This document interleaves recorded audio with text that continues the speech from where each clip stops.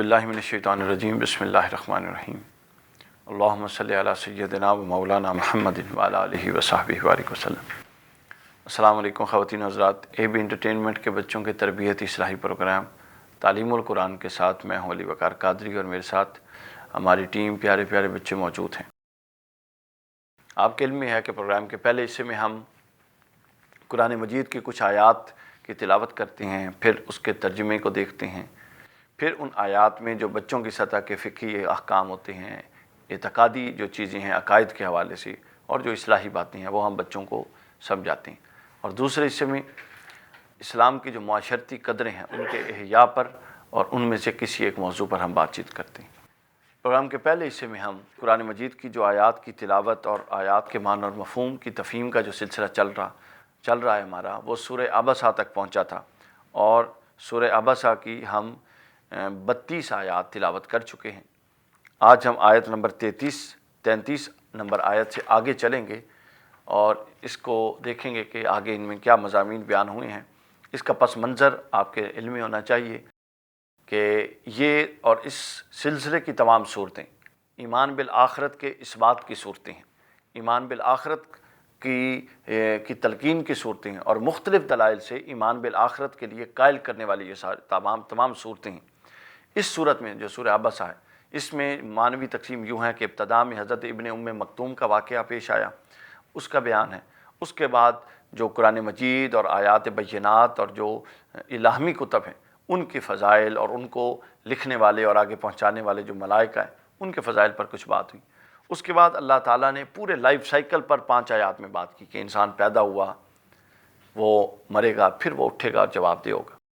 उसके बाद फिर ज़मीन से अनाज का उगना, फिर बारिश का पानी बरसाना, आसमानों का पानी बरसाना, फिर जैतून खजूर का निकलना और इन सब का इंसान के लिए सामान ज़ीस्त मैसर करना, इन तमाम चीज़ों को बतौर दलील अल्लाह ने पेश फरमाया और फरमाया कि जो ये सब कुछ कर सकता है वो आगे क्या कर सकता है, उसका बयान हम आज के प्रोग्राम में करेंगे।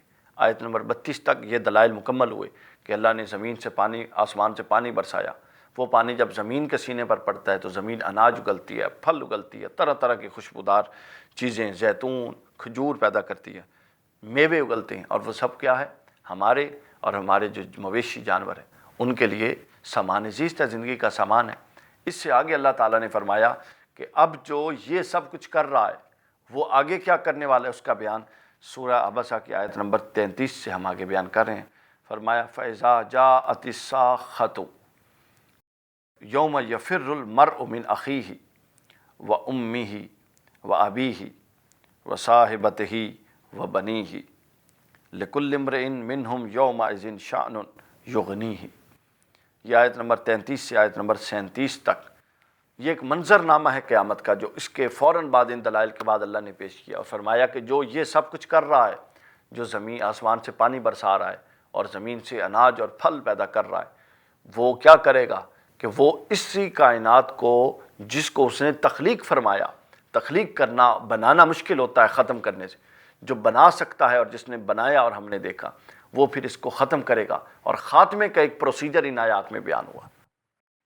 कितनी खूबसूरत तरतीब है कि पहले पूरी लाइफ का बयान, इंसान की लाइफ, फिर उस ज़िंदगी में, इस दुनिया में इंसान की लाइफ सर्वाइवल के लिए जो चीज़ें हैं उनको बतौर दलाइल, और फिर बताया जा रहा है कि जो ये सब कुछ बना सकता है उसके लिए ख़त्म करना कौन सा मुश्किल है। फरमाया फ़ैज़ा जाअतिस्साख़्तु, फिर जब कान फाड़ देने वाली आवाज़ आएगी, यानी वक़ूए क़यामत का ज़िक्र है।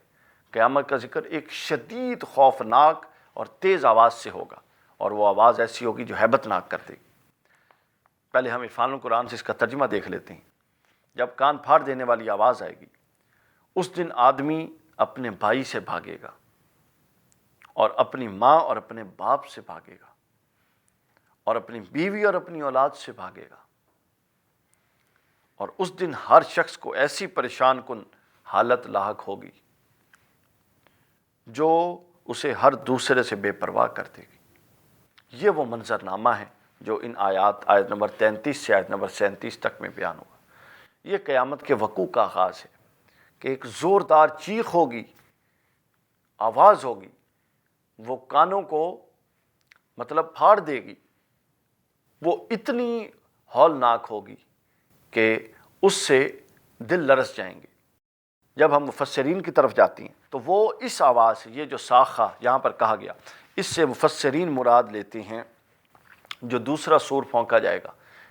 ایک تو وقوع قیامت کا ہے نا، کہ جب قیامت برپا ہوگی، قیامت برپا ہونے کے بعد ایک سور پھونکا جائے گا اور تمام اپنی قبروں کے اندر سے زندہ ہو جائیں گے۔ ایک سور پھونکا جائے گا جب قیامت برپا ہوگی، اور دوسرا سور پھونکا جائے گا جب یہ سب قبروں سے اٹھیں گے۔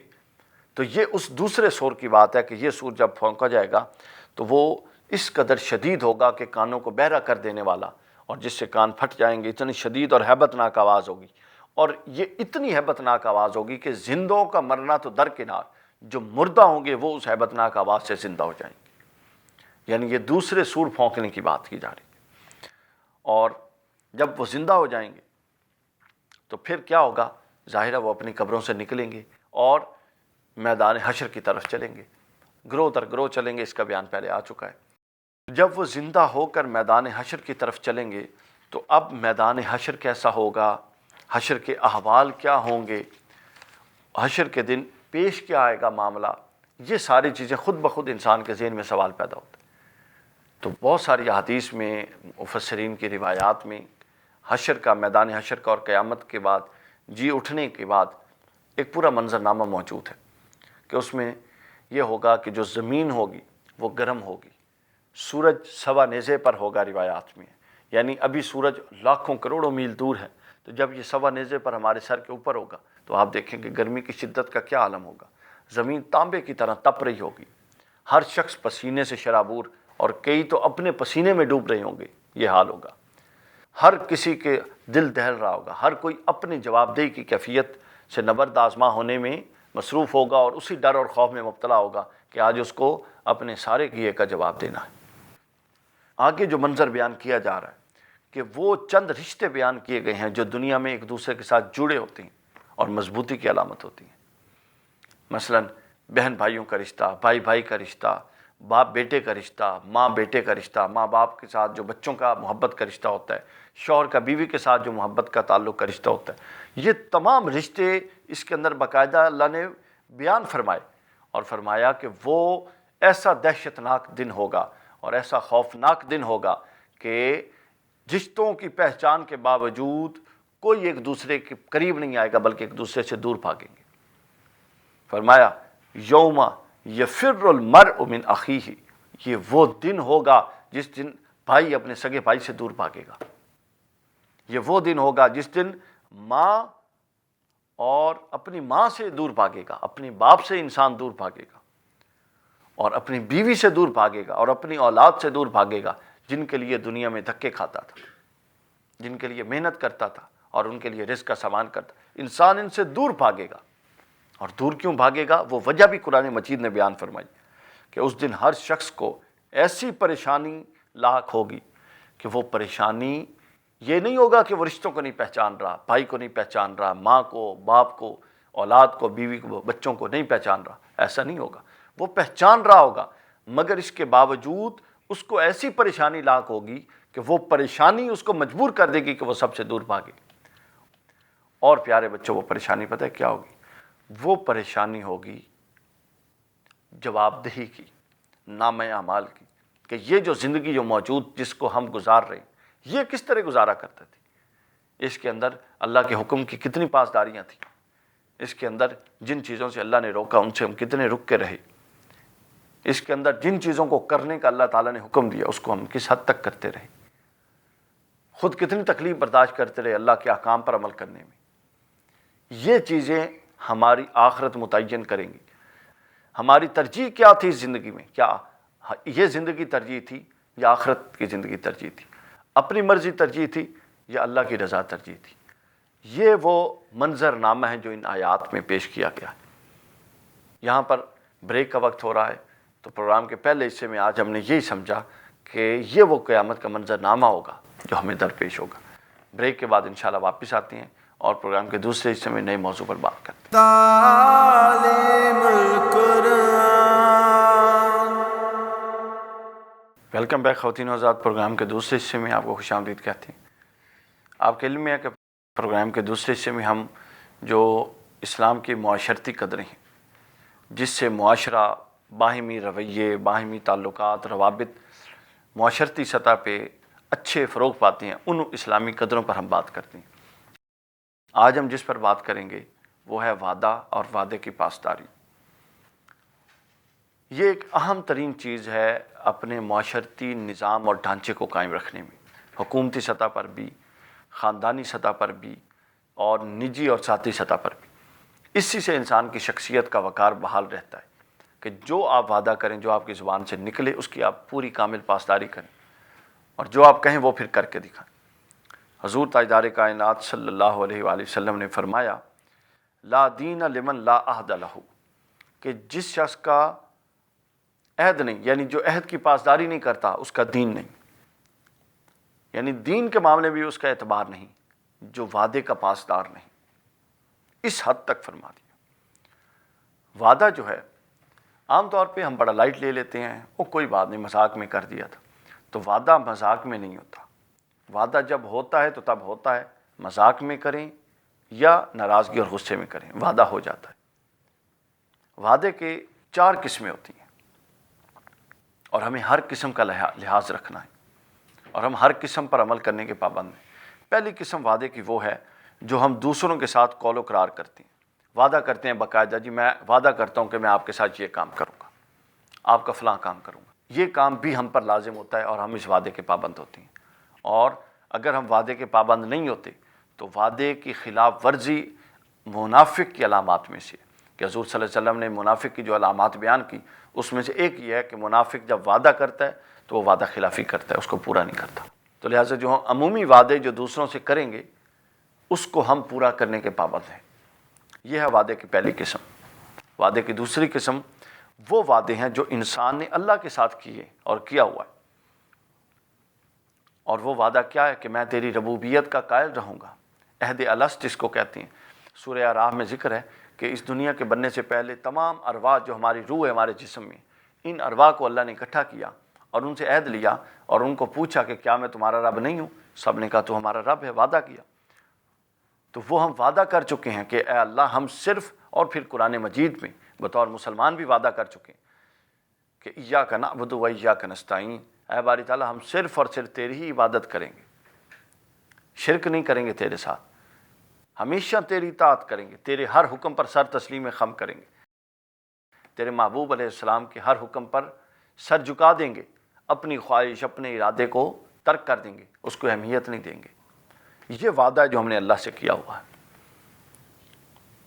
اطاعت کا وعدہ، عبادت کا وعدہ، اطاعت گزاری کا وعدہ، ہمیشہ اللہ کا متبع اور اللہ کا مطیع رہنے کا وعدہ، اللہ کے رسول کی تابع داری کا وعدہ، اللہ کے رسول کی اطاعت گزاری کا وعدہ۔ چونکہ اللہ کی اطاعت اس کے رسول کی اطاعت ایک ہے، فرق نہیں ہے۔ نافرمانی بھی جو رسول کی ہے وہی اللہ کی ہے، اطاعت بھی جو رسول کی ہے وہی اللہ کی۔ تو ہم اللہ اور اس کے رسول کی اطاعت کی پابند ہیں، اس کا ہم بطور مسلمان بھی وعدہ کر چکے ہیں، چونکہ اسلام اور کلمہ طیبہ کا اقرار خود ایک وعدہ ہے، اور ہم عہد الست میں بھی وعدہ کر چکے ہیں۔ تو یہ دوسرا وعدہ ہے جس کی ہم نے پاسداری کرنی ہے، اور یہ اتنا اہم وعدہ ہے کہ اس وعدے کی یاد دہانی کا اللہ نے ایک پورا نظام بنا دیا۔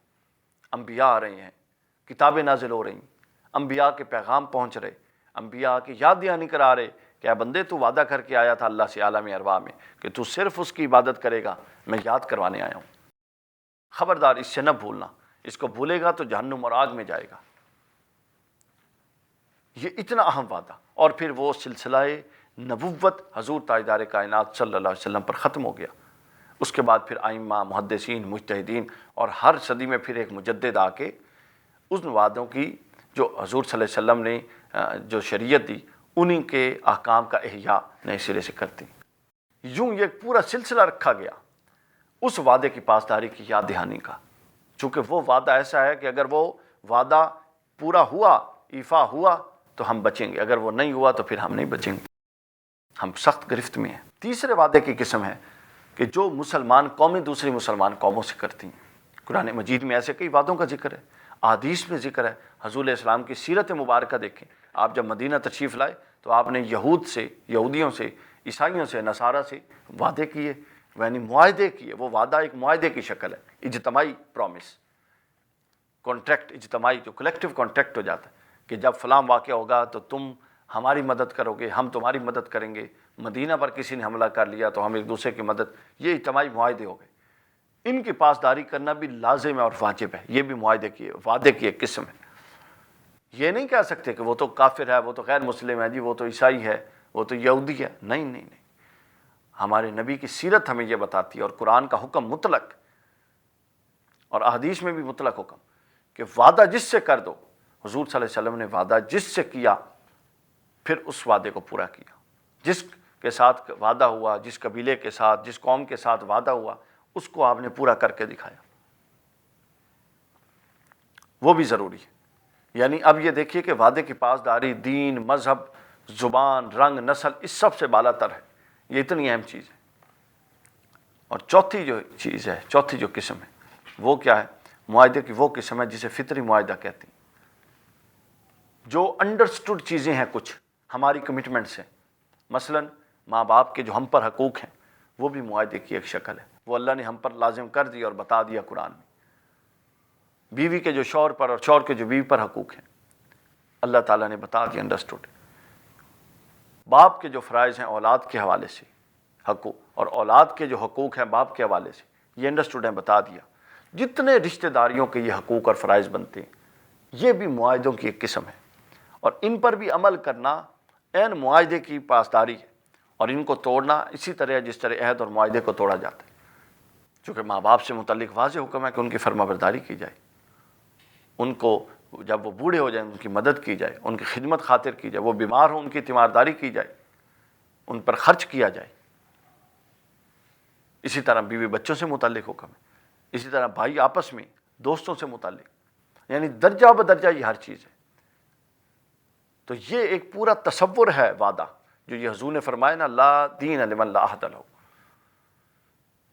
کیونکہ جو وعدہ کرتا ہے اس کی زبان، وہ اپنی زبان دیتا ہے نا، بیسیکلی وعدہ کر کے اپنی زبان دیتا ہے، تو اسی زبان اور انہی الفاظ کے ذریعے بعد میں لوگ اس کی شخصیت کا وزن جانچتے ہیں کہ یہ اپنی کہی ہوئی بات پر کتنا پابند ہے، کہ ہم جو کہیں پھر ہم اس پر ڈٹ جائیں، پھر ہم اس پر پوری پابندی اور پوری پاسداری کریں، پھر ہم اس سے رائے فرار اختیار نہ کریں، تاکہ ہماری شخصیت کا وقت اللہ کی ذات، اللہ کا رسول ہمیں ایک عزت دار مسلمان اور ایک اپنا ذمہ دار ہستی دیکھنا چاہتا ہے۔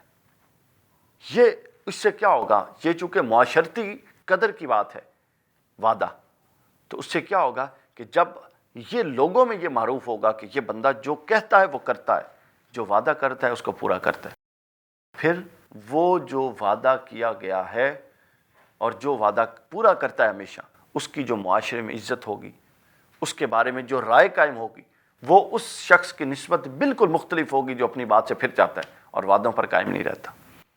خاندان میں، گھر میں، کالج، سکولز میں، یونیورسٹیوں میں، کہیں معاشرتی جو گیدرنگز ہوتی ہیں، ان میں جتنی اہمیت اس بندے کو اللہ کی ذات کی طرف سے پذیرائی ملتی ہے جو وعدے کا پاسدار ہے، وہ دوسرے کو نہیں ملتی۔ تو ہمیں بھی یہ چاہیے کہ یہ چیزیں بچپن سے، چھوٹے ہوتے ہی اپنے بچوں کے اندر ڈالیں، اور بچوں کو یہ ہیبٹ بنا دیں کہ ان کو یہ خود سے نہ کرنا پڑے، بلکہ ان کی تربیت اس انداز میں کریں اور کہ ان کی یہ ہیبٹ، عادت بن جائے کہ وہ وعدہ خلافی کا تصور بھی نہ کریں، جس سے جو کمٹمنٹ کریں اس پر 100% پورے ہوتے ہیں۔ یہ آج کا درس اور یہ آج کا سبق، یہاں پروگرام کا اختتام ہوا، وقت ختم ہوا۔ کل انشاءاللہ نئے موضوع کے ساتھ آپ سے ملاقات ہوگی۔ اللہ تعالی ہمارے اور آپ کے حال پہ لطف و کرم فرمائے۔ السلام علیکم ورحمۃ اللہ۔